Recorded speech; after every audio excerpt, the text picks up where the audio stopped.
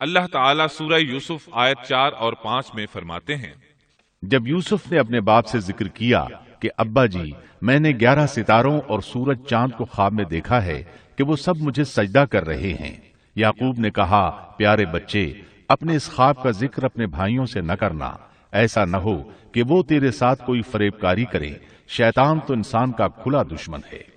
رؤیا سے مراد وہ خواب ہے جس کو انسان نیند کی حالت میں دیکھے، اور رؤیت سے مراد وہ حقیقت ہے جس کو انسان حالت بیداری میں اپنی آنکھوں سے دیکھے۔ تو یوسف علیہ السلام نے خواب میں دیکھا کہ 11 ستارے اور سورج اور چاند انہیں سجدہ کر رہے ہیں۔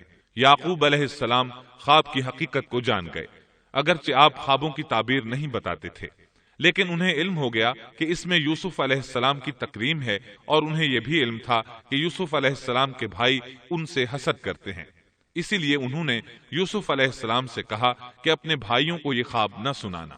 یوسف علیہ السلام کے 11 بھائی تھے، بنیامین ان کے سگے بھائی تھے، باقی 6 ایک ماں سے اور 4 2 لونڈیوں سے تھے۔ حقیقی بھائی ان سے حسد نہیں کرتا تھا، وہ عمر میں ان سے چھوٹا تھا، باقی سب ان سے حسد کرتے تھے، اور اس حسد کی وجہ یہ تھی کہ یعقوب علیہ السلام ان سے والہانہ محبت کرتے تھے۔ اسی طرح بنیامین سے بھی انہیں بہت لگاؤ تھا، مطلب یہ کہ ان دونوں سے انہیں زیادہ محبت تھی، اور محبت میں کمی بیشی کوئی بری چیز نہیں، البتہ نبی کریم صلی اللہ علیہ وسلم نے فرمایا، ان میں عدل سے ضرور کام لیں۔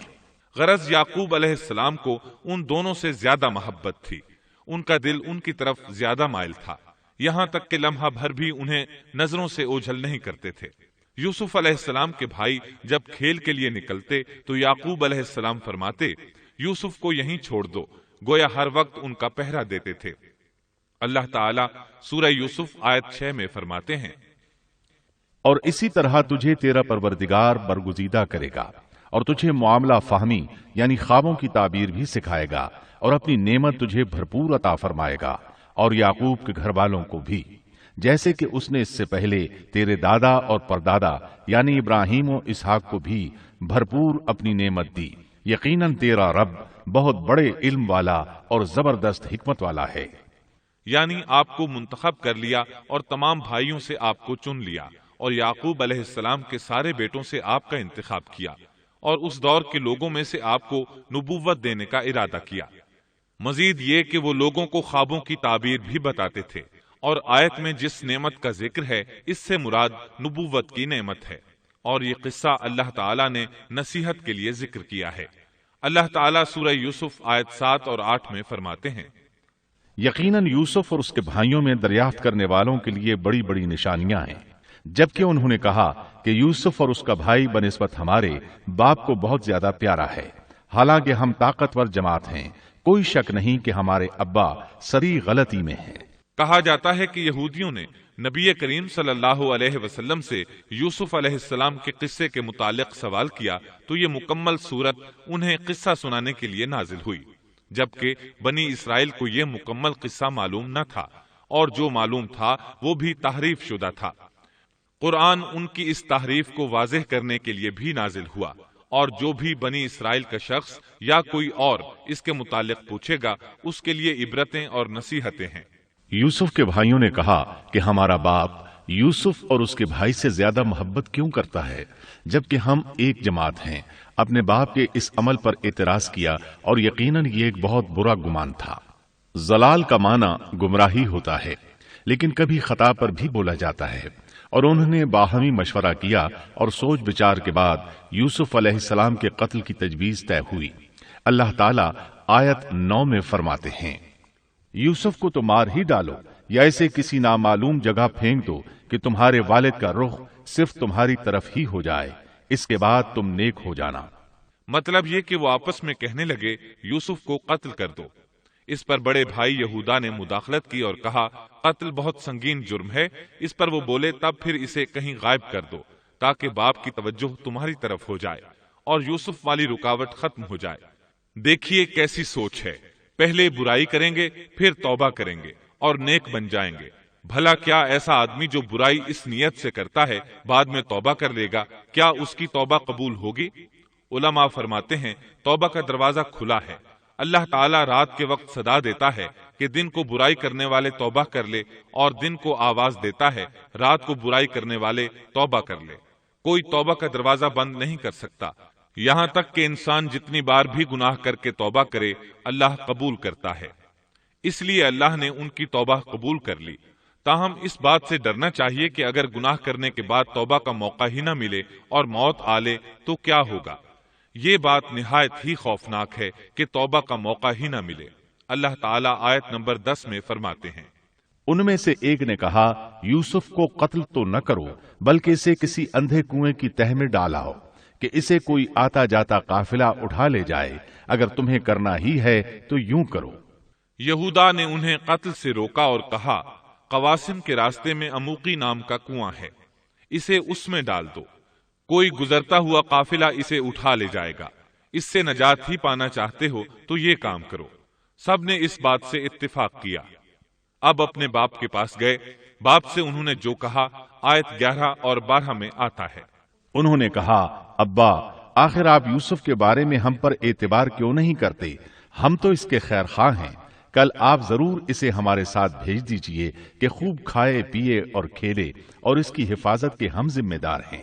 یعقوب علیہ السلام نے ان کی بات کے جواب میں جو کچھ کہا آیت نمبر 13 اور 14 میں اس کا ذکر موجود ہے۔ یعقوب نے کہا، اسے تمہارا لے جانا مجھے تو سخت صدمہ دے گا، اور مجھے یہ بھی کھٹکا لگا رہے گا کہ تمہاری غفلت میں اسے بھیڑیا کھا جائے۔ انہوں نے جواب دیا کہ ہم جیسی زوراور جماعت کی موجودگی میں بھی اگر اسے بھیڑیا کھا جائے تو ہم بالکل نکمے ہی ہوئے۔ وہاں بھیڑیے کثرت سے تھے، اس لیے یعقوب علیہ السلام ڈرتے تھے۔ بیٹوں کے بار بار اصرار پر یعقوب علیہ السلام یوسف علیہ السلام کو ان کے ساتھ بھیجنے پر رضامند ہو گئے۔ اللہ تعالیٰ آیت 15 میں فرماتے ہیں، پھر جب اسے لے چلے اور سب نے مل کر ٹھان لیا کہ اسے غیر آباد گہرے کنویں کی تہ میں پھینک دیں، ہم نے یوسف کی طرف وحی کی کہ یقیناً وقت آ رہا ہے کہ تو انہیں اس ماجرے کی خبر اس حال میں دے گا کہ وہ جانتے ہی نہ ہوں گے۔ بعض روایات کے مطابق انہوں نے راستے میں یوسف علیہ السلام کو مارا پیٹا، برا بھلا کہا، اور ایسا کرنا ان کے لیے معمولی بات تھی کیونکہ وہ تو قتل کے درپے تھے۔ آخر کار کنویں کے پاس پہنچے اور مشورے کے مطابق انہیں کنویں میں ڈال دیا۔ یوسف علیہ السلام کنویں میں ایک پتھر پر گرے، یعنی پانی میں نہ گرے، آپ اس پتھر پر بیٹھ گئے۔ اللہ تعالیٰ کی طرف سے انہیں تسلی دی گئی کہ آپ پریشان نہ ہوں، بہت جلد آپ کنویں سے نکلیں گے اور انہیں ان کے اس گھناؤنے فعل کے بارے میں بتلائیں گے، اور انہیں اس بات کا گمان بھی نہیں ہوگا کہ ایسا وقت بھی آئے گا۔ یوسف علیہ السلام کو کنویں میں ڈالنے کے بعد انہوں نے گھر جانے کی تیاری کی۔ آیت نمبر 16 میں آتا ہے، اور عشاء کے وقت وہ سب اپنے باپ کے پاس روتے ہوئے پہنچے۔ امام عامش قاضی شریح رحمت اللہ علیہ کی مجلس میں بیٹھے تھے۔ ایک عورت آئی، اس کا ایک آدمی سے جھگڑا تھا، وہ بہت شدت سے رو رہی تھی۔ عامش بولے، آپ دیکھتے نہیں یہ کس بری طرح رو رہی ہے؟ ان کا مطلب یہ تھا کہ یہ سچی ہے۔ قاضی شریح فرمانے لگے، یوسف علیہ السلام کے بھائی رات کو روتے ہوئے اپنے باپ کے پاس آئے تھے، پس فیصلہ رونے پر نہیں انصاف پر ہونا چاہیے۔ اب یوسف علیہ السلام کے بھائیوں نے باپ کو تفصیل سنائی۔ اللہ تعالیٰ اس کا ذکر آیت 17 میں فرماتے ہیں، اور کہنے لگے کہ ابا جی، ہم تو آپس میں دوڑ میں لگ گئے اور یوسف کو ہم نے سامان کے پاس چھوڑا، پس اسے بھیڑیا کھا گیا۔ آپ تو ہماری بات نہیں مانیں گے، گو ہم بالکل سچے ہی ہوں۔ سو انہوں نے یہ بات بتائی، لیکن اس سے جھوٹ صاف ظاہر ہو رہا تھا، جیسا کہ اگلی آیت میں ہے، اور یوسف کے کرتے کو جھوٹ موڑ کے خون سے خون آلود بھی کر لائے تھے۔ ابن عباس رضی اللہ عنہما فرماتے ہیں کہ انہوں نے بکری ذبح کی اور یوسف علیہ السلام کی قمیص پر اس کا خون مل لیا، اور خون میں لت پت قمیص یعقوب علیہ السلام کے پاس لے آئے۔ جب یعقوب علیہ السلام نے دیکھا تو فرمانے لگے، یہ بھیڑیا بھی کتنا رحم دل تھا، میرے بیٹے کو تو کھا لیا اور قمیص کو کچھ نہیں کہا، تمہاری عقل کہاں ہے؟ اس بات کا ذکر آیت 18 میں ہے۔ باپ نے کہا، یوں نہیں، بلکہ تم نے اپنے ہی دل سے ایک بات بنا لی ہے، پس صبر ہی بہتر ہے، اور تمہاری بنائی ہوئی باتوں پر اللہ ہی سے مدد کی طلب ہے۔ ادھر دوسری طرف کیا ہوا؟ آیت 19 میں اللہ فرماتے ہیں، اور ایک قافلہ آیا اور انہوں نے اپنے ایک پانی لانے والے کو بھیجا، اس نے اپنا ڈول لٹکا دیا اور کہنے لگا، واہ واہ، خوشی کی بات ہے، یہ تو ایک لڑکا ہے۔ انہوں نے اسے مال تجارت قرار دے کر چھپا دیا اور اللہ اس سے باخبر تھا جو وہ کر رہے تھے۔ تفصیل اس کی یہ ہے کہ ایک قافلہ اس کنویں کے پاس سے گزرا جس میں یوسف علیہ السلام موجود تھے۔ انہوں نے پانی کی تلاش میں ایک خادم کو بھیجا۔ وہ کنویں تک پہنچا، اس نے کنویں میں ڈول لٹکایا۔ یوسف علیہ السلام اس ڈول میں بیٹھ گئے۔ خادم نے ڈول نکالا تو اس میں ایک خوبصورت بچے کو دیکھا۔ مارے خوشی کے وہ پکار اٹھا، یہاں ایک لڑکا ہے۔ اس زمانے میں غلاموں اور لونڈیوں کی تجارت ہوتی تھی۔ انہیں خوف محسوس ہوا کہ کہیں یہ لڑکا ان سے چھن نہ جائے۔ اس خوف کے پیش نظر انہوں نے یوسف علیہ السلام کو چھپا لیا۔ انہوں نے یہ بھی سوچا کہ شاید یہ بھاگا ہوا غلام ہے، اگر اس کا مالک آ گیا تو وہ اسے لے جائے گا۔ یہ قافلہ مدائن سے مصر جا رہا تھا۔ جب یہ مصر پہنچے تو انہوں نے یوسف علیہ السلام کو معمولی قیمت میں فروخت کر دیا۔ معمولی قیمت میں فروخت کرنے کی جلدی بھی انہوں نے اسی خیال کے تحت کی کہ کہیں اس کا مالک نہ آ جائے۔ ابن عباس رضی اللہ عنہما فرماتے ہیں کہ انہوں نے یوسف علیہ السلام کو صرف 20 درہم میں بیچ دیا، اور یہ نہایت معمولی قیمت تھی۔ آیت نمبر 21 میں ہے، مصر والوں میں سے جس نے اسے خریدا تھا اس نے اپنی بیوی سے کہا کہ اسے بہت عزت و احترام کے ساتھ رکھو، بہت ممکن ہے کہ یہ ہمیں فائدہ پہنچائے یا اسے ہم اپنا بیٹا ہی بنا لیں۔ یہ شخص مصر کا وزیر خزانہ تھا، بے اولاد تھا۔ اس نے سوچا شاید یہ لڑکا بڑا ہو کر اچھا انسان بنے، لہٰذا کیوں نہ ہم اسے بیٹا بنا لیں۔ اس طرح یوسف علیہ السلام وزیر خزانہ کے گھر پلے بڑھے۔ وزیر خزانہ عزیز مصر کہلاتا تھا۔ عزیز نے آپ کو بیٹوں کی طرح رکھا۔ آپ کچھ بڑے ہوئے تو شاہی محل کی دیکھ بھال آپ کے ذمے لگا دی گئی۔ شاہی محل کے تمام اختیارات آپ کے سپرد کر دیے گئے۔ اللہ تعالیٰ آیت 21 اور 22 میں فرماتے ہیں، یوں ہم نے مصر کی سرزمین میں یوسف کا قدم جما دیا کہ ہم اسے خواب کی تعبیر کا کچھ علم سکھا دیں۔ اللہ اپنے ارادے پر غالب ہے، لیکن اکثر لوگ بے علم ہوتے ہیں۔ اور جب یوسف پختگی کی عمر کو پہنچ گئے تو ہم نے اسے قوت فیصلہ اور علم دیا۔ ہم نیک کاروں کو اسی طرح بدلہ دیتے ہیں۔ یوسف علیہ السلام بہت پاکیزہ اور توحید والے ماحول میں پروان چڑھے۔ گھر کا سارا انتظام انہی کے ہاتھ میں تھا۔ آپ بہت بصیرت اور سوجھ بوجھ سے گھر کا نظام چلا رہے تھے۔ ابھی عزیز مصر کی بیوی نے آپ کو گمراہ کرنے کی کوشش نہیں کی تھی کہ حلم، علم اور بصیرت کی صفات آپ میں موجود تھیں۔ مفسرین لکھتے ہیں جب یوسف علیہ السلام کی عمر 17-18 سال کی ہوئی تو جوانی کے ساتھ ان کے حسن میں مزید اضافہ ہوا۔ حسن یوسف واقعی بے مثال تھا۔ نبی اکرم صلی اللہ علیہ وسلم فرماتے ہیں، معراج کی رات میری ملاقات یوسف علیہ السلام سے ہوئی۔ ایسا لگتا تھا کہ دنیا کا نصف حسن یوسف علیہ السلام کو ملا ہے۔ مفسرین اس کی وضاحت کرتے ہیں کہ حسن کو اللہ تعالیٰ نے 2 حصوں میں تقسیم کیا ہے۔ آدھا حسن یوسف علیہ السلام کو دیا اور آدھا باقی ساری مخلوق میں تقسیم کر دیا۔ اللہ اکبر، یہ ہے حسن یوسف۔ اور جب یوسف کے حسن کی کیفیت یہ ہے تو پھر اس کے خالق کے کیا کہنے۔ جب عزیز مصر کی بیوی نے ان کا حسن دیکھا تو بے اختیار ہو گئی۔ اس کے اندر ہیجان پیدا ہوا۔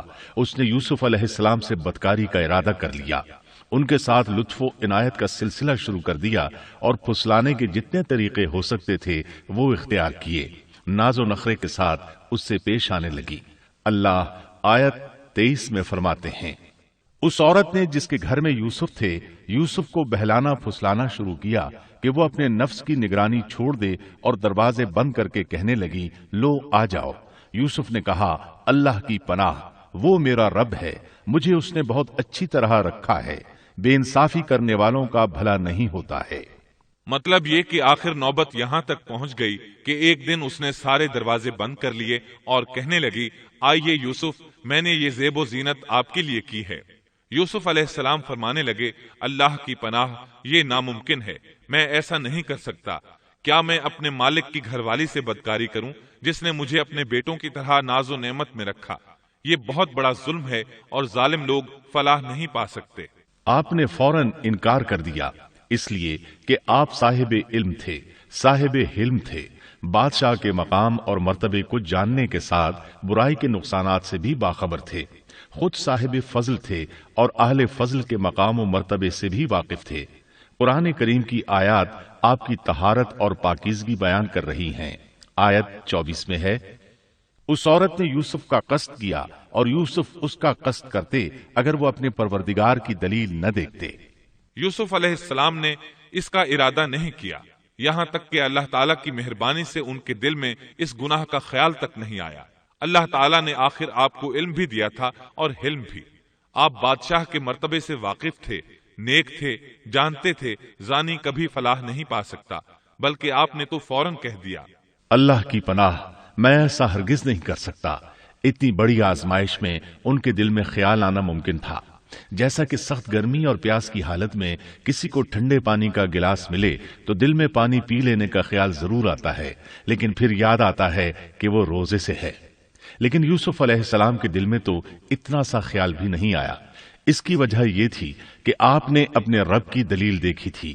وہ دلیل کیا تھی، اس بارے میں مفسرین کے مختلف اقوال ہیں۔ بعض کہتے ہیں آپ نے جبرائیل علیہ السلام کو دیکھا، بعض کہتے ہیں آپ نے یعقوب علیہ السلام کو دیکھا، وہ انہیں انگلی کے اشارے سے منع کر رہے تھے۔ بعض نے لکھا ہے کہ آپ نے دروازے پر یہ لکھا دیکھا تھا، بے شک زنا بڑی بے حیائی اور بہت ہی بری راہ ہے۔ بہرحال یہ مفسرین اور مورخین کے اقوال ہیں، اس بارے میں کوئی صحیح حدیث نہیں ملتی۔ اتنا ہے کہ آپ نے کوئی ایسی چیز دیکھی ضرور تھی جس کی بنا پر آپ کو خیال تک نہ آیا، اور برہان اللہ ہی کی طرف سے تھی، اس نے انہیں سوچنے بھی نہ دیا۔ اللہ آیت نمبر 24 میں فرماتے ہیں، اس طرح ہم نے انہیں اس برائی اور بے حیائی سے بچا لیا کیونکہ وہ ہمارے مخلص بندوں میں سے تھے۔ اللہ نے آپ کو صرف زنا سے نہیں برائی سے بھی بچا لیا۔ یہ اس بات کی دلیل ہے کہ آپ نے ارادہ تک نہیں کیا۔ پھر اسی آیت میں اللہ نے آپ کو اپنا برگزیدہ بندہ فرمایا، اور یہ ممکن ہی نہیں کہ کوئی انسان اللہ کے برگزیدہ بندوں میں سے بھی ہو اور پھر کفر بھی کرے، ہرگز ممکن نہیں۔ انبیاء ایسی باتوں سے پاک رہتے ہیں۔ عزیز مصر کی بیوی نے اصرار کیا، آپ کو مجبور کیا اور لگی چمٹنے تو یوسف علیہ السلام وہاں سے بھاگے۔ عزیز کی بیوی آپ کے پیچھے بھاگی۔ اللہ تعالیٰ نے آیت 25 میں اس واقعے کو یوں بیان فرمایا ہے، اور دونوں دروازے کی طرف دوڑے اور اس عورت نے یوسف کا کرتا پیچھے کی طرف سے کھینچ کر پھاڑ ڈالا، اور دروازے کے پاس ہی عورت کا شوہر دونوں کو مل گیا تو کہنے لگی، جو شخص تیری بیوی کے ساتھ برا ارادہ کرے بس اس کی سزا یہی ہے کہ اسے قید کر دیا جائے یا اور کوئی دردناک سزا دی جائے۔ سیدنا یوسف علیہ السلام خود کو بچانے کے لیے دروازے کی طرف دوڑ پڑے تھے، یہ پیچھے دوڑی، دروازہ بند تھا۔ ابھی آپ دروازہ کھولنے کی کوشش کر رہے تھے کہ اس نے پیچھے سے آپ کی قمیص پکڑ لی۔ جھٹکا جو لگا تو قمیص پیچھے سے پھٹ گئی۔ اسی دوران دروازہ کھل گیا اور عزیز مصر اندر داخل ہوا۔ اس نے یہ منظر اپنی آنکھوں سے دیکھا کہ اس کی بیوی زیب و زینت کے ساتھ بند سنور کر یوسف علیہ السلام کے بالکل پیچھے کھڑی ہے۔ اسی وقت اس نے خود کو الزام سے بچانے کے لیے کہہ دیا، جو تیری بیوی کے ساتھ برائی کا ارادہ رکھتا ہے اس کا کیا بدلہ ہے؟ پھر خود ہی کہنے لگی، اسے قید خانے میں بند کر دینا چاہیے۔ ایسا اس نے اس لیے کہا کہیں وہ یوسف علیہ السلام کو قتل نہ کر دے۔ ادھر یوسف علیہ السلام نے بھی فوراً اپنا دفاع کیا اور کہا، میں مجرم نہیں، بلکہ یہ ساری کارستانی اس کی اپنی ہے۔ آیت 26 اور 27 میں ہے۔ یوسف نے کہا، یہ عورت ہی مجھے پھسلا رہی تھی، اور عورت کے قبیلے ہی کے ایک شخص نے گواہی دی کہ اگر اس کا کرتا آگے سے پھٹا ہوا ہو تو عورت سچی ہے اور یوسف جھوٹ بولنے والوں میں سے ہے، اور اگر اس کا کرتا پیچھے کی جانب سے پھٹا ہوا ہو تو عورت جھوٹی ہے اور یوسف سچوں میں سے ہے۔ یہ گواہ کون تھا؟ اس بارے میں دو قسم کی روایات ہیں۔ پہلی روایت یہ ہے کہ وہ دودھ پیتا بچہ تھا، اس نے کہا کہ اس عورت نے بہکایا ہے اور یہ اللہ کا معجزہ تھا۔ دوسری روایت یہ ہے کہ عزیز مصر کے ساتھ اس کا چچا زاد تھا، اس نے کہا، قمیص دیکھو کہاں سے پھٹی ہے، پیچھے سے پھٹی ہے تو یوسف سچے، اور آگے سے پھٹی ہے تو پھر وہ سچی ہے، یوسف جھوٹے ہیں۔ آیت نمبر 28 میں آتا ہے، سو جب خاوند نے دیکھا کہ یوسف کا کرتا پیٹھ کی جانب سے پھٹا ہوا ہے تو صاف کہہ دیا کہ یہ تو عورتوں کی چال بازی ہے، بے شک تمہاری چال بازی بہت بڑی ہے۔ سید قطب کہتے ہیں، عزیز مصر ان لوگوں میں سے تھا جن کے نزدیک شرف کی کوئی قیمت نہیں تھی۔ اگر اس میں غیرت ہوتی تو اس کا خون کھولتا، وہ عورت پر برہم ہوتا، لیکن اس نے غصے کے بغیر کہا۔ آیت 29 میں ہے، یوسف اب اس بات کو جانے دو، اور اے عورت تو اپنے گناہ سے توبہ کر، بے شک تو गुनाहगारों में से है। इसके अलावा उसने कोई और बात न की, यहां तक कि यूसुफ अलैहिस्सलाम को घर ही में रहने दिया, जुदा भी न किया। लेकिन फिर ये खबर शहर में आग की तरह फैल गई। औरतें तरह तरह की बातें करने लगी। लोग अजीज मिस्र की बीवी को ताने देने लगे। आयत 30 में है, और शहर की औरतों में चर्चा होने लगा कि अजीज मिस्र की बीवी अपने जवान गुलाम को अपना मतलब निकालने के लिए बहलाने फुसलाने में लगी रहती है। उसके दिल में यूसुफ की मोहब्बत बैठ गई है, हमारे ख्याल में तो वो सरी गुमराही में है। ये चर्चा होने लगा कि अजीज मिस्र की बीवी एक गुलाम के साथ बुराई पर तुल गई। अगर किसी आजाद के साथ ऐसा करती तो मामला और था। गुलाम से मोहब्बत कर बैठी, ये तो उसने बेवकूफी की इंतहा कर दी। इस तरह उसे खूब बुरा भला कहा गया। ये खबर अजीज मिस्र की बीवी तक भी पहुंच गई।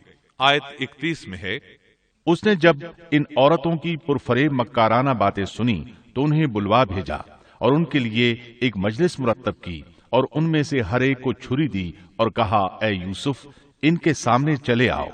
उन औरतों ने जब उसे देखा तो बहुत बड़ा जाना और अपने हाथ काट दिए और जुबान से निकल गया कि अल्लाह की पनाह, ये इंसान तो हरगिज नहीं, ये तो यकीनन कोई बहुत ही बुजुर्ग फरिश्ता है।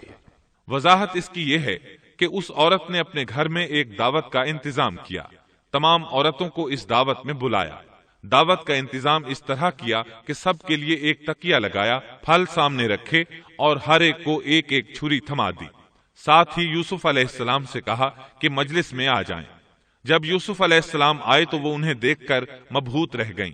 उनके हुस्न से इस कदर मुतासिर हुई कि अपना होश न रहा और फलों के बजाय अपने हाथ काट डाले। लेकिन इसका उन्हें एहसास तक न हुआ। सुभान अल्लाह, क्या हुस्न था जिसकी वजह से उन्होंने अपने हाथ काट लिए और खबर तक न हुई। कहने लगी, ये तो कोई फरिश्ता मालूम होता है, इंसान इतना खूबसूरत कैसे हो सकता है। आयत 32 में है, उस वक्त अजीज मिस्र की बीवी ने कहा, ये है वो जिसके बारे में तुम मुझे ताना दे रही थी। मैंने हर चंद इससे अपना मतलब हासिल करना चाहा, लेकिन ये बाल बाल बचा रहा। और जो कुछ मैं इससे कह रही हूं, अगर ये ना करेगा तो यकीनन ये कैद कर दिया जाएगा और बेशक ये बहुत ही बेइज्जत होगा। ये आयत इस बात की वाज़ेह दलील है कि यूसुफ अलैहिस्सलाम ने बुराई का इरादा नहीं किया था। फिर बात यहीं पर खत्म नहीं हो गई, बल्कि तमाम औरतें यूसुफ अलैहिस्सलाम पर टूट पड़ीं। उनमें से हर एक की ख्वाहिश थी कि यूसुफ अलैहिस्सलाम उससे मोहब्बत करें और बेहयाई का इर्तिकाब करें। अपनी इज्जत और शरफ को उन्होंने खाक में मिला दिया। यूसुफ अलैहिस्सलाम के हुस्न पर फरेफ्ता हो गईं। इस कैफियत को देखकर यूसुफ अलैहिस्सलाम ने अपने रब से दुआ की। आयत 33 और 34 में आता है, यूसुफ ने दुआ की कि ऐ मेरे परवरदिगार, जिस बात की तरफ ये औरतें मुझे बुला रही हैं, इससे तो मुझे जेल खाना बहुत पसंद है। अगर तूने इनका मकरो फरेब मुझसे दूर न किया तो मैं तो इनकी तरफ माइल हो जाऊंगा और बिल्कुल नादानों में जा मिलूंगा। इससे जाहिर हुआ सब औरतें यूसुफ अलैहिस्सलाम को अपनी तरफ मुतवज्जह कर रही थीं। उन्होंने हर तरीका इख्तियार किया, लेकिन यूसुफ अलैहिस्सलाम ने किसी एक की तरफ तवज्जो न दी। अल्लाह ने उन्हें बचा लिया और औरतों की चाल को नाकाम बना दिया। इस वाक़े की खबर भी लोगों में फैल गई। अजीज मिस्र की बीवी को पता चल गया कि ये खबरें पूरे शहर में फैल गई हैं और लोग उसे ही कसूरवार ठहरा रहे हैं। तब वो अपने खावंद के पास गई, उससे कहा, अब क्या किया जाए? सब लोग मुझे ही इल्जाम दे रहे हैं। मामला बहुत फैल गया है, इस बात को दबाने के लिए कुछ करना चाहिए। अजीज मिस्र ने कहा, फिर क्या किया जाए? आखिर आपस में मशवरा हुआ, दोनों इस पर मुत्तफिक हो गए। इब्ने अब्बास रज़ी अल्लाह अन्हुमा फरमाते हैं, उन्होंने यूसुफ अलैहिस्सलाम को एक गधे पर सवार किया और एक ढोल वाला साथ कर दिया और ये मनादी कराई कि इस अबरानी गुलाम ने अपनी मालिका के साथ बुराई की कोशिश की है, लिहाजा इसे इस जुर्म की पादाश में जेल में डाला जाता है। गोया उन्होंने अपने पर से इल्जाम खत्म करने का ये मंसूबा सोचा। इस बारे में अल्लाह आयत 35 में फरमाते हैं, फिर इन तमाम निशानों के देख लेने के बाद भी उन्हें यही मसलहत मालूम हुई कि यूसुफ को कुछ मुद्दत के लिए कैदखाने में रखें। उन्होंने ये इसलिए कहा ताकि यूसुफ अलैहिस्सलाम पर तोहमत लगाई जा सके। इस तरह यूसुफ अलैहिस्सलाम कैदखाने में आ गए। उनके साथ 2 नौजवान और कैदखाने में भेजे गए थे। कुछ दिन साथ रहने के बाद वो जान गए कि यूसुफ अलैहिस्सलाम नेक सीरत इंसान हैं, इबादत गुजार नौजवान हैं। एक रात दोनों नौजवानों ने ख्वाब देखे صبح ہوئی تو دونوں یوسف علیہ السلام کے پاس گئے اور اپنا اپنا خواب سنایا۔ قرآن کریم آیت 36 میں اس کو یوں بیان کرتا ہے، اس کے ساتھ ہی 2 اور جوان بھی جیل خانے میں داخل ہوئے۔ ان میں سے ایک نے کہا کہ میں نے خواب میں اپنے آپ کو شراب نچوڑتے دیکھا ہے، اور دوسرے نے کہا میں نے اپنے آپ کو دیکھا ہے کہ میں اپنے سر پر روٹی اٹھائے ہوئے ہوں جسے پرندے کھا رہے ہیں۔ ہمیں آپ اس کی تعبیر بتائیے، ہمیں تو آپ خوبیوں والے شخص دکھائی دیتے ہیں۔ قید خانے کے قیدی بھی جان چکے تھے کہ یوسف علیہ السلام نیک ہیں۔ آپ نے سوچا یہ دین کی دعوت دینے کا بہترین موقع ہے۔ انہوں نے جو کچھ ان سے کہا وہ آیت نمبر 37 اور 38 میں اس طرح آیا ہے۔ یوسف نے کہا تمہیں جو کھانا دیا جاتا ہے اس کے تمہارے پاس پہنچنے سے پہلے ہی میں تمہیں اس کی تعبیر بتلا دوں گا۔ یہ سب اس علم کی بدولت ہے جو مجھے میرے رب نے سکھایا ہے۔ میں نے ان لوگوں کا مذہب چھوڑ دیا ہے جو اللہ پر ایمان نہیں رکھتے اور آخرت کے بھی منکر ہیں۔ میں اپنے باپ دادوں کے دین کا پابند ہوں، یعنی ابراہیم، اسحاق اور یعقوب کے دین کا۔ ہمیں ہرگز یہ سزاوار نہیں کہ ہم اللہ کے ساتھ کسی کو بھی شریک کریں۔ ہم پر اور تمام اور لوگوں پر اللہ کا یہ خاص فضل ہے، لیکن اکثر لوگ ناشکری کرتے ہیں۔